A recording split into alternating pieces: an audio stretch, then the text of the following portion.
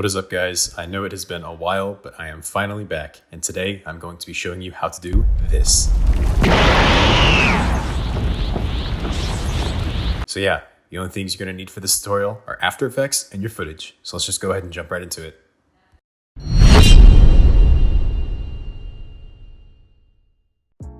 Alright, so now we have After Effects open, and we're just going to import our footage as usual. And then I'm just going to trim the composition down to be the length of my clip. Now right click on some of the empty space in your timeline and then click New Solid, and then just create a new solid. The color of the solid does not matter. Now go up to the Effects and Presets tab and search for Turbulent Noise. Drag the Turbulent Noise effect onto the solid that you just created. Now on the left, you should see a bunch of settings to change the turbulent noise. Go to where it says Noise Type and change it to Dynamic. Now, where it says Transform, hit the drop-down menu, scrub your playhead to the very beginning of your composition, and then hit the stopwatch next to Offset Turbulence. Then, scrub your playhead to the very end of your composition, go back up to where it says Offset Turbulence, and then click and drag to the left on the second value. You should notice that the noise is now moving upwards. Crank this value pretty high, and then give your composition a play to see if it's moving at the speed that you want it. If it's moving too fast or too slow, just scrub back to the very end of your composition and then move the value forward or backwards to increase the amount or decrease the amount that it moves. Just play with this value and keep previewing it until you have a result that you're satisfied with. Once it's at a good speed, hide the layer by clicking on the eyeball to the left of your layer menu. After the layer is hidden, make sure you have the layer selected and then hit G on your keyboard to bring up the pen tool. Then draw an extremely rough mask around where you want the aura to be. After you have the shape that you like drawn around your actor, unhide the layer, and then you should see that the noise reappears, but in the shape that you drew. Now go back up to the left side under your turbulent noise controls and turn the contrast up to something around 500 and the brightness up to something around 25. These values aren't super important right now because we're almost definitely going to end up changing them later. Then change the blending mode of your solid layer to Add. If you don't see the mode column in the layer menu like I have here, then just go up to the top where it says Layer and then click Layer, Blending Mode, Add. Go back up to your Effects and Presets tab and search Glow. Apply this glow to your solid. Then go up to your Effects and Presets tab again and search for Fast Box Blur. Then apply the Fast Box Blur to your solid. Set the iterations to 1, change the blur dimensions to vertical, and then for the blur radius, just turn it up to a value that you think looks good. Also, as I mentioned earlier, you will now see me changing the contrast. In my case, I ended up turning it to the maximum value, but this might be different for you. I did this in order to eliminate some of the glow and make the energy levels a bit less consistent so that it looked more organic. And then for the brightness, I actually ended up turning it down to where it was a negative value. This is just what I thought looked good, but in your shot with your lighting, it might be a completely different scenario. So you just need to mess around with these values until you get something that you think looks good.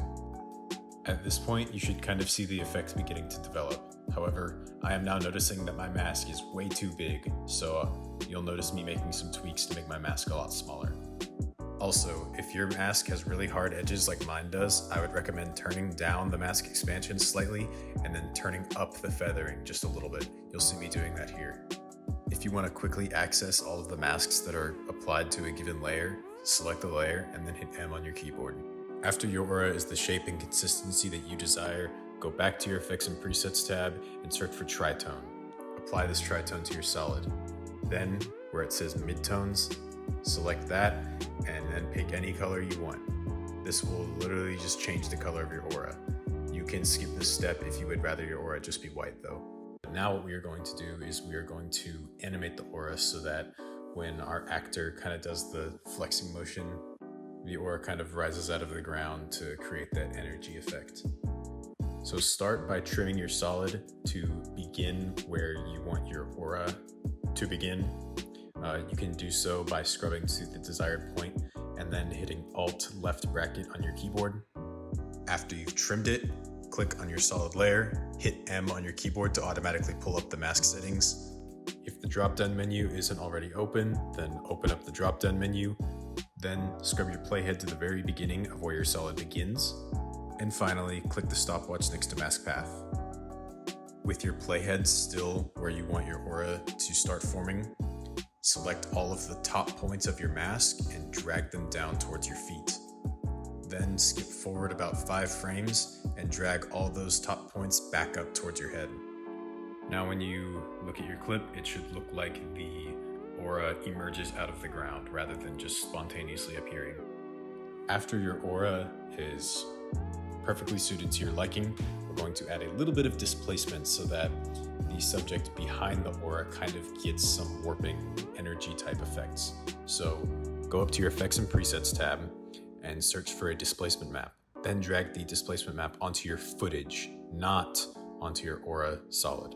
In the settings for your displacement map, set the displacement map layer to be your aura solid. And then on the right side, where you see the source dropdown, click that and then select Effects and Masks.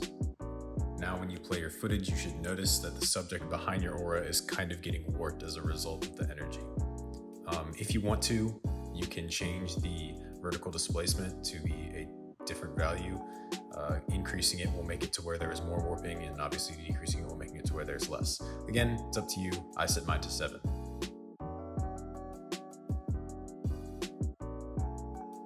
Right click in some of the empty space in your timeline and then select New Adjustment Layer. Go up to your Effects and Presets tab and then search Wiggle. Drag the wiggle position onto your adjustment layer.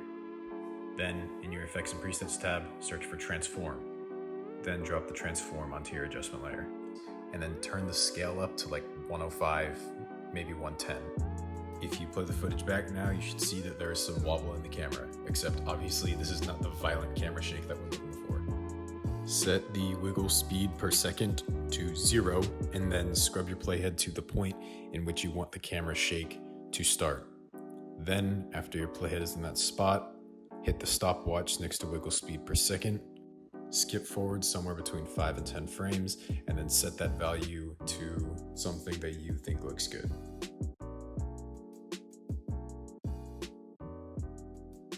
So yeah, at this point, your effect pretty much should be done.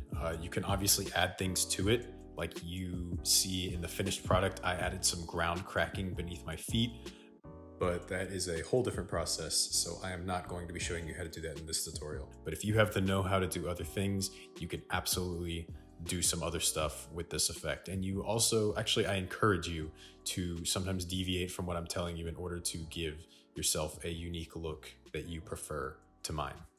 So yeah, guys, that's gonna do it for this tutorial. I hope you enjoyed, and I always say this, but I plan on making a lot more of these.